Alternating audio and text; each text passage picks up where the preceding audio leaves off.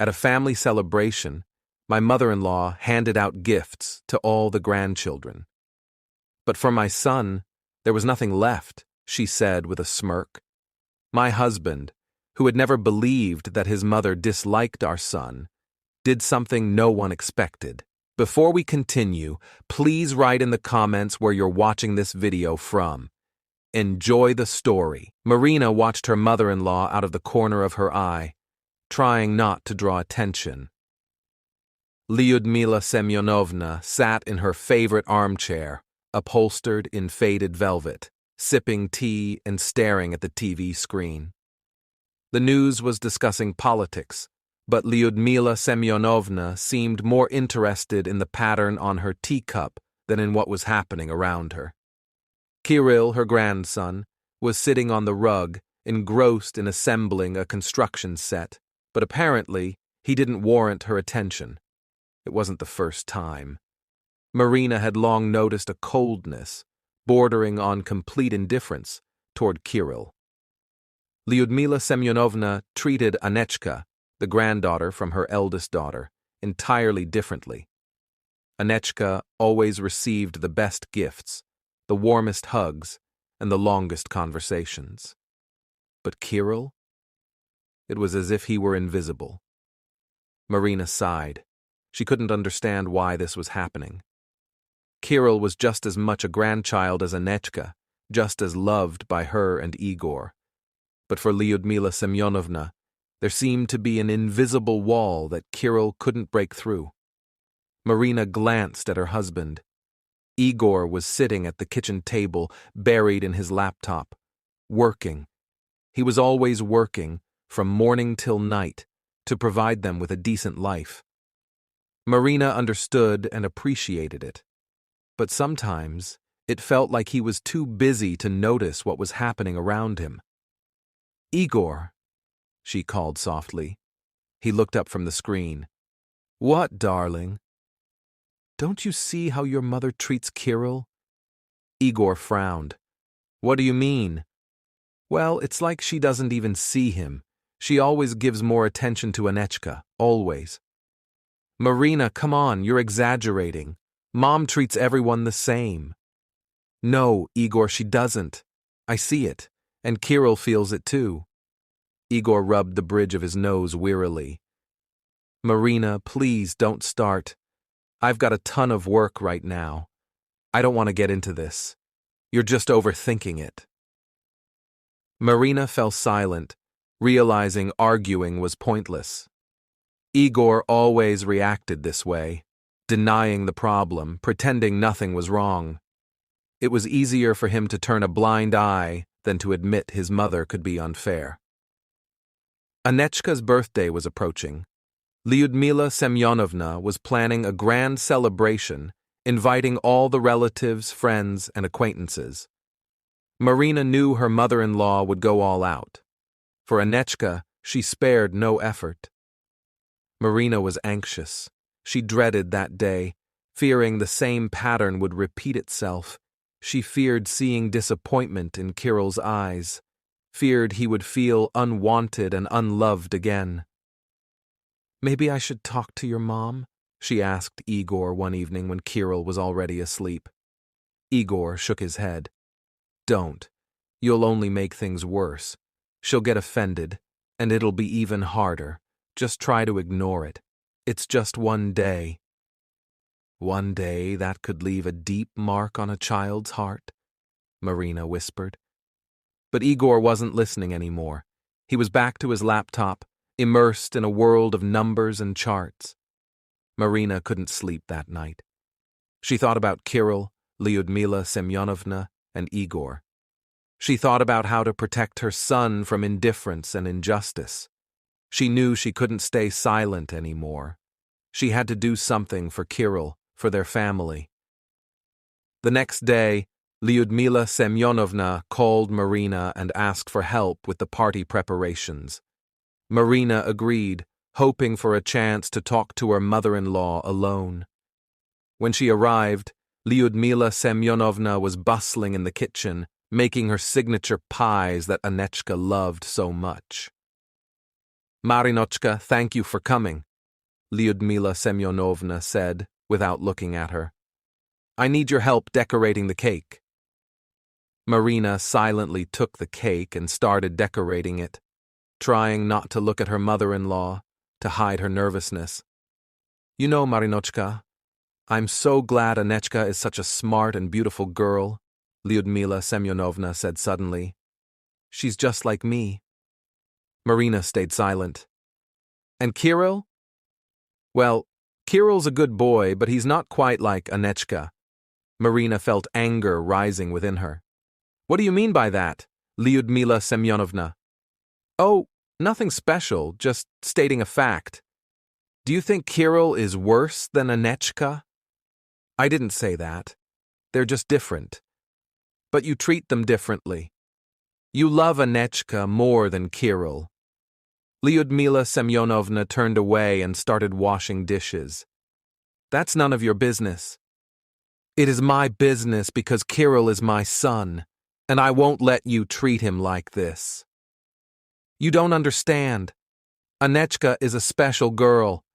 She deserves the best. And Kirill doesn't? Marina asked, feeling tears welling up.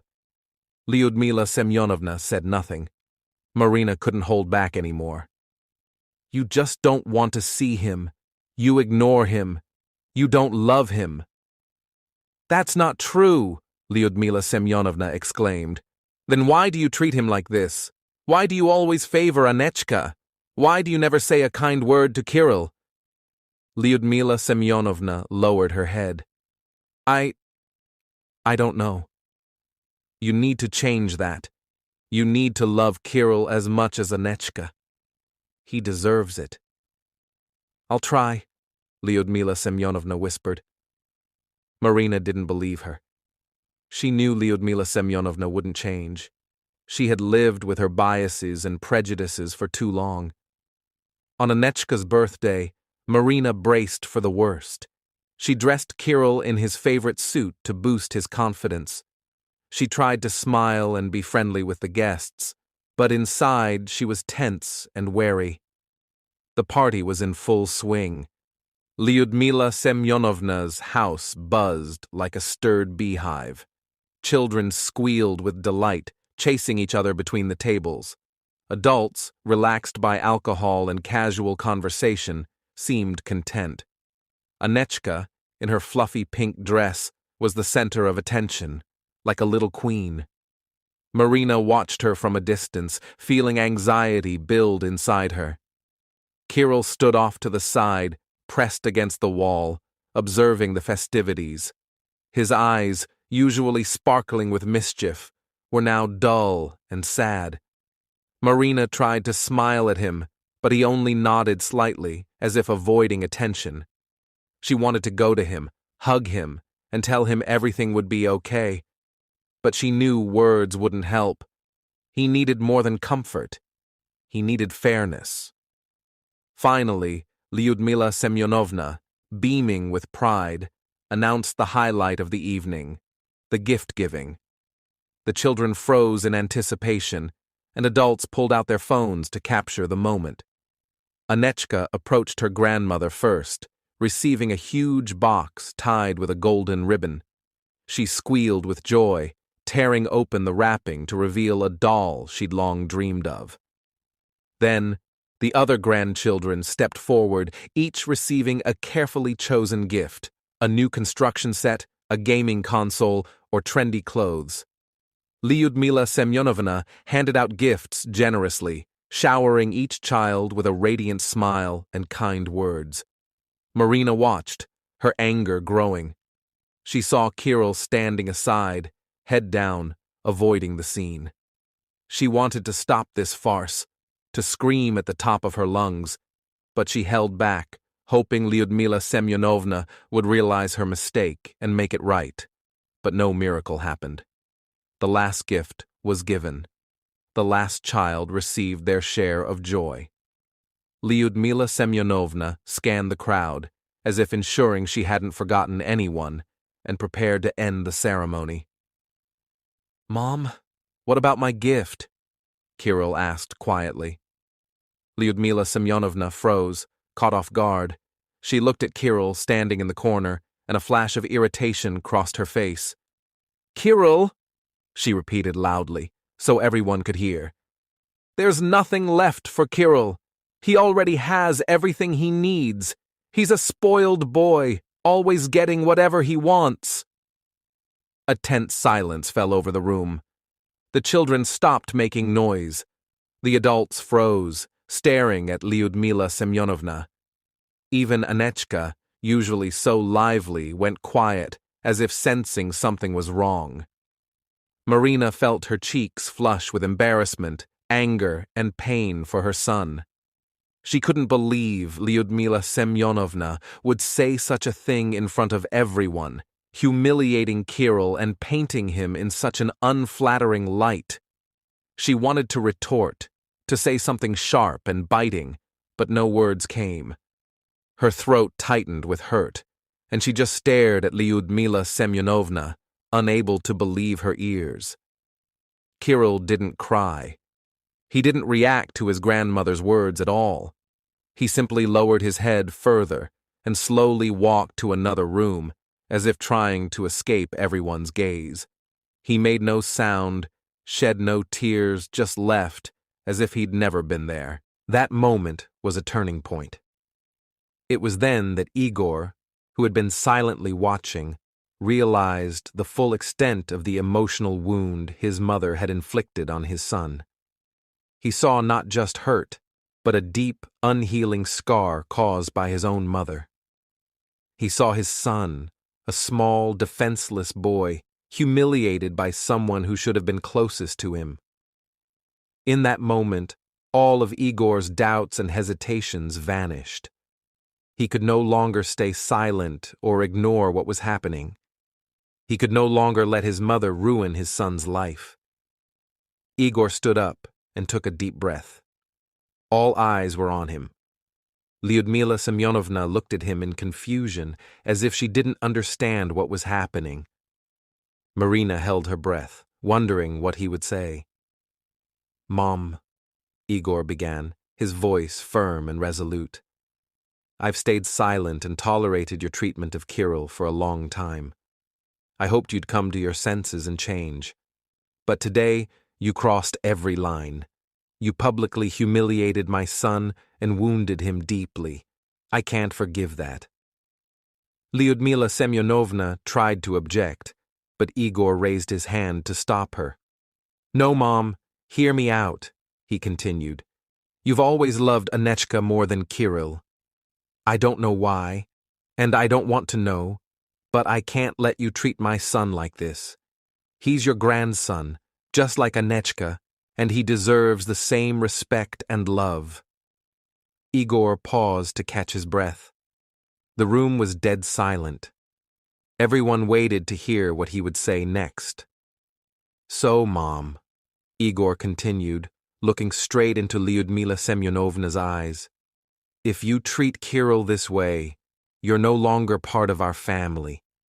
You can love Anechka as much as you want, but you have no right to humiliate or insult my son. If you can't understand that, you have no place in our lives." Lyudmila Semyonovna went pale. She opened her mouth to speak, but no sound came out. She just stared at Igor, unable to believe her ears.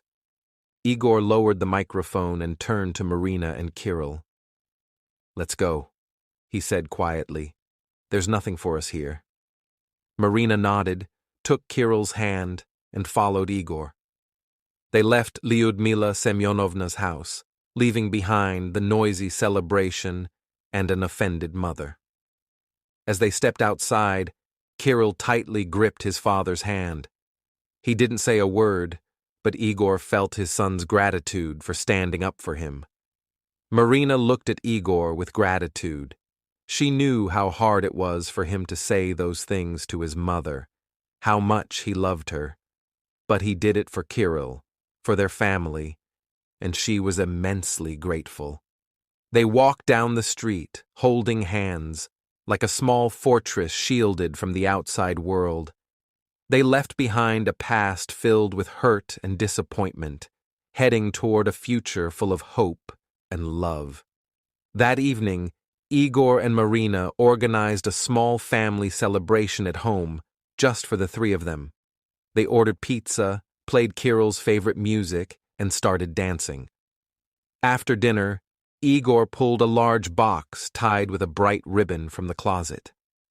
"This is for you, Kirill," he said, handing the box to his son. "A gift from Mom and Dad."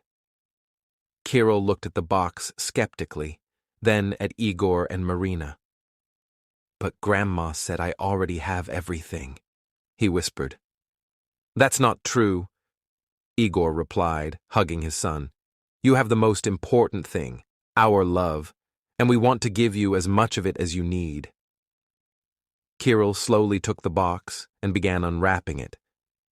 Inside was the gaming console he'd long dreamed of. His eyes lit up with joy.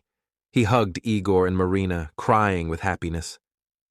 "Thank you, Dad. Thank you, Mom," he whispered. "I love you more than anything in the world." That evening, for the first time in a long while, Kirill felt loved and important. He realized he had a family that would always protect and support him. He knew he wasn't alone. The days that followed were tense and quiet. Lyudmila Semyonovna called several times, trying to talk to Igor. She cried, saying she'd acted rashly and didn't mean to hurt Kirill, but Igor didn't answer her calls. He needed time to process what had happened and figure out how to move forward. Marina took on the role of mediator. She listened to her mother-in-law's complaints and tried to explain the harm her indifference had caused Kirill. But Lyudmila Semyonovna didn't seem to understand. She kept insisting she loved all her grandchildren equally, that she just wanted Kirill to be more independent. One day, Marina couldn't take it anymore. "Love isn't shown in words, Lyudmila Semyonovna," she said. "It's shown in actions. For years you've shown Kirill he's not important to you, and now you're surprised he's withdrawn." Lyudmila Semyonovna fell silent. For the first time, she seemed to reflect on how her behavior looked from the outside. But it was too late. A few days later, Igor decided to talk to his mother. He called her and asked her to come over. The conversation was long and difficult. Lyudmila Semyonovna cried, begging for forgiveness. She said she loved Igor and Kirill and didn't mean to hurt them. Igor listened in silence. He saw her genuine remorse, but he also knew that remorse alone wasn't enough. He needed to be sure she would change and not repeat her mistakes. "Mom, I love you," he said at the end of the conversation. "But I can't let you treat Kirill like this. Until you learn to respect him, we can't have a normal relationship. We need time to think things over and figure out how to move forward." Lyudmila Semyonovna agreed. She understood Igor was right. She needed time to change and prove she was worthy of being part of their family. After that conversation, Igor and Marina decided to hold their own celebration at home. They bought a big cake, decorated the apartment with balloons, and invited only Kirill's closest friends. Igor cooked dinner himself, doing everything to make the day unforgettable for Kirill. When it was time for gifts, Kirill hesitated, fearing a repeat of the past. But Igor and Marina gave him another gift, a book with his favorite adventure stories. Kirill was overjoyed. That evening, after the guests left, Igor and Marina tucked Kirill into bed. They sat by his bedside for a long time, watching him sleep peacefully. "He's so happy," Marina whispered. "Yes," Igor replied. "He deserves to be happy." He hugged his wife tightly. He knew there would be more challenges ahead, but he also knew they would face them together. They had the most important thing: love and support for each other. That night, Igor couldn't sleep. He lay in the dark, thinking about his mother. He knew breaking ties with her was a painful and difficult step, but it was necessary to protect his family. He remembered Marina's words about love being shown through actions. He decided he would always act in a way that made his son feel loved and needed, protecting him from all hardships and supporting him in every endeavor. He also decided to set clear boundaries with his mother. He would maintain contact, but only if she respected his family and his decisions. He would no longer let her interfere in their lives or hurt Kirill. With these decisions made, Igor felt a sense of relief. He knew everything would be okay now. He had built his own family, and he would do everything to ensure their happiness. A week later, Lyudmila Semyonovna called again, asking Igor to visit. He agreed, knowing they would have to talk eventually. When he arrived, she met him at the door. She looked tired and aged, with tears in her eyes. "Forgive me, Igor," she said. "I was wrong. I realize I hurt Kirill. I promise it won't happen again." Igor looked at his mother. He saw her sincere remorse and believed her. "I forgive you, Mom," he said. "But please, don't forget that love and respect are what matter most. If you remember that, everything will be fine." Lyudmila Semyonovna hugged Igor, feeling both guilty and happy. She knew she was lucky to have such a son. From that day, the relationship between Igor and his mother began to improve. Lyudmila Semyonovna visited Kirill more often, played with him, and gave him gifts. She tried to make up for the years of coldness. Kirill gradually warmed up to her, no longer fearing his grandmother and starting to trust her. He realized she truly loved him, even if she didn't always know how to show it. Igor and Marina were happy. They saw their family growing stronger and closer. They knew they had been through tough trials, but those only strengthened their love and loyalty.